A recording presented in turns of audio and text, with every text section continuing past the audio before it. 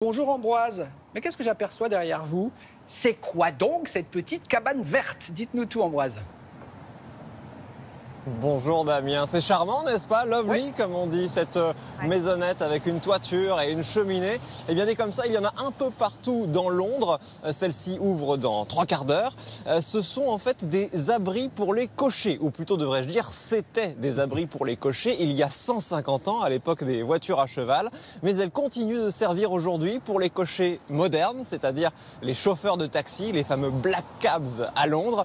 Et depuis quelques jours, tous ces abris de bois sont classés, protégés au patrimoine anglais.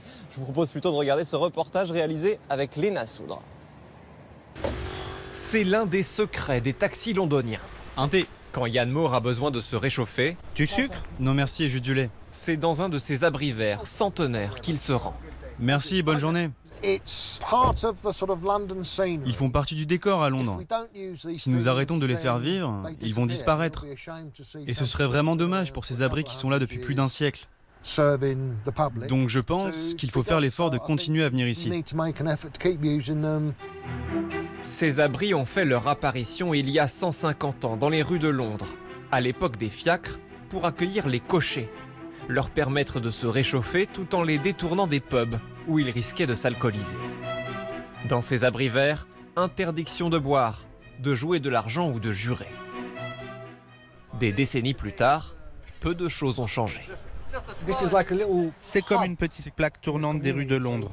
Nous accueillons toutes sortes de gens, des travailleurs, des policiers, même des célébrités qui viennent prendre une tasse de thé sans que personne ne les dérange.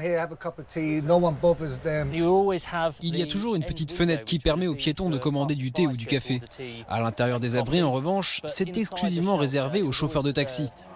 Avant, il y avait plus de 60 abris à Londres, mais il n'y en a plus que 13 aujourd'hui. Les classés ne les protègent pas des collisions avec les voitures ou les bus, ce qui arrive parfois, mais au moins, il y aura un effort de fait pour les préserver. 13 cabanons désormais classés au patrimoine anglais, autant de témoignages d'une époque où les cochers n'avaient d'autre choix pour se protéger de la dure météo londonienne. Ambroise, pour avoir droit d'entrer dans ces abris, il faut avoir réussi l'examen de chauffeur de taxi londonien, qui est, paraît-il, vous nous le confirmez, l'un des plus difficiles au monde. Oui, imaginez plutôt, il faut connaître chacune des 25 000 rues de Londres, chaque monument, chaque hôtel, chaque point d'intérêt. Et surtout, il faut être capable de détailler le chemin le plus court entre un point A et un point B, n'importe où dans la ville. Tout ça, rue par rue, sans omettre les sens uniques, évidemment.